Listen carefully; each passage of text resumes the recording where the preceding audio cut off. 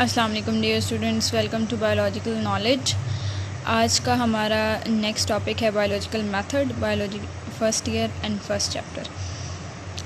सबसे पहले biological method को समझने के लिए हमें ये जानना होगा कि बायोलॉजिकल मेथड जो है वो यूज़ क्यों होता है और कब होता है। बायोलॉजिकल मेथड जो है वो हमारे पास बायोलॉजिकल प्रॉब्लम्स को सॉल्व करने के लिए इस्तेमाल होता है।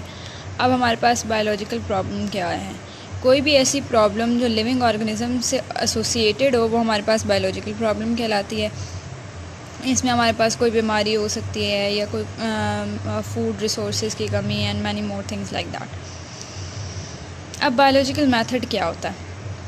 अब जो हमारे पास बायोलॉजिकल प्रॉब्लम मौजूद है उसके स्टडी के लिए या उसको सॉल्व करने के लिए जो हमारे पास मेथड यूज़ होता है उसको हम बोलते हैं बायोलॉजिकल मेथड। बायोलॉजिकल मेथड जो है इसके अंदर हमारे पास 5 स्टेप्स जो हैं वो इन्वॉल्व होते हैं। सबसे पहला ऑब्जर्वेशन, फिर हाइपोथेसिस, फिर experimentation, then theory and after that scientific law. अब सबसे पहले हमारे पास क्या है? ऑब्जर्वेशन। किसी भी एक्सपेरिमेंटल एनालिसिस के लिए जो सबसे ज़रूरी चीज़ होती है वो ऑब्जर्वेशन होती है। ऑब्जर्वेशन के अंदर हमारी 5 सेंसेस जो हैं वो इस्तेमाल होती हैं, हमारी विजन, हमारी स्मेल, हमारा टेस्ट एंड टच, और ये सारी चीज़ें इसके अंदर इन्वॉल्व होती हैं। अब जो हमारे पास ऑब्जर्वेशंस होती हैं ये एक क्वालिटेटिव होती हैं, दूसरी क्वांटिटेटिव होती हैं।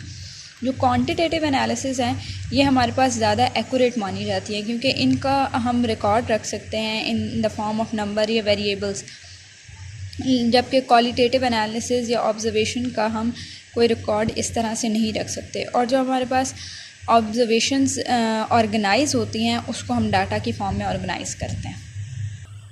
नेक्स्ट हमारे पास है हाइपोथेसिस। हाइपोथेसिस एक ऐसी स्टेटमेंट है जिसको बार बार टेस्ट किया जा सके, यानी ऑब्जर्वेशन की वो स्टेटमेंट जो अभी हमारे पास आर्जी तौर पे मौजूद हो, उसमें कोई हतमी फ़ैसला ना हो, वो हमारे पास क्या कहलाती है? हाइपोथेसिस। हाइपोथेसिस हमारे पास अब 2 तरह की होती हैं, एक डिडक्टिव रीजनिंग और दूसरी होती है इंडक्टिव रीजनिंग।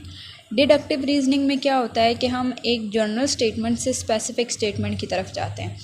जिस तरह अगर हम एग्ज़ाम्पल लें तो बर्ड्स की, कि अगर तमाम बर्ड्स के पास पर होते हैं, if all birds have wings and sparrow is a bird then it also have the wings, यानी अगर सारे परिंदों के पास पर होते हैं और चिड़िया जो है वो हमारे पास परिंदा है तो उसके पास भी पर होंगे। ये हमारे पास कौन सी रीजनिंग है? Deductive reasoning. Next inductive reasoning. Inductive reasoning में हम स्पेसिफिक स्टेटमेंट से जनरल स्टेटमेंट की तरफ आते हैं, यानी इसका बिल्कुल उलट होगा। जैसे अगर हमारे पास चिड़िया एक परिंदा है और उसके पर हैं तो फिर सारे जितने भी परिंदे हैं उन सब के पर होंगे। ये चीज़ हमारे पास इंडक्टिव रीजनिंग में आती है। उसके बाद हमारे पास है एक्सपेरिमेंटेशन या फिर testing the hypothesis.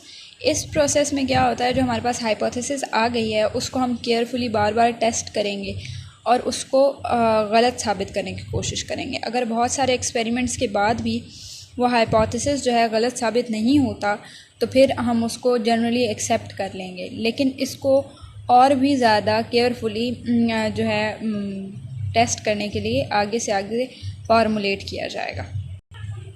Next one is theory.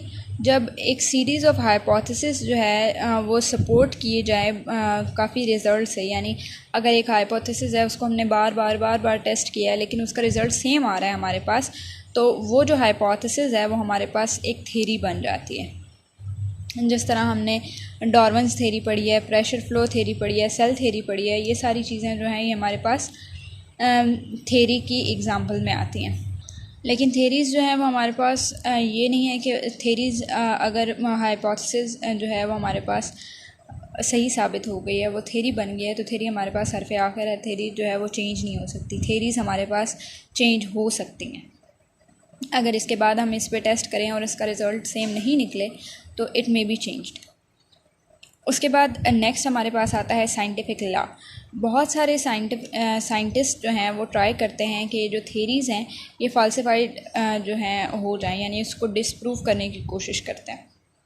अगर फिर भी थेरी जो है वो हमारे पास डिसप्रूव नहीं होती बहुत सारे एक्सपेरिमेंटल एनालिसिस के बाद भी, तो फिर ये हमारे पास एक साइंटिफिक लॉ बन जाता है। और जो लॉज हैं वो चेंज नहीं होते। लॉज में जैसे हमारे पास मेंडल्स लॉ ऑफ इनहेरिटेंस है, हाइडेनबर्ग लॉ है, और इस तरह के और भी जो हमारे पास बायोलॉजी में लॉज हैं, लॉज चेंज नहीं होते, थेरीज़ जो हैं वो चेंज हो सकती हैं। आई होप आपको आज का लेक्चर समझ में आया होगा। If you have any question you can ask in comment box. If you like the video please like, share and subscribe my channel. Thank you.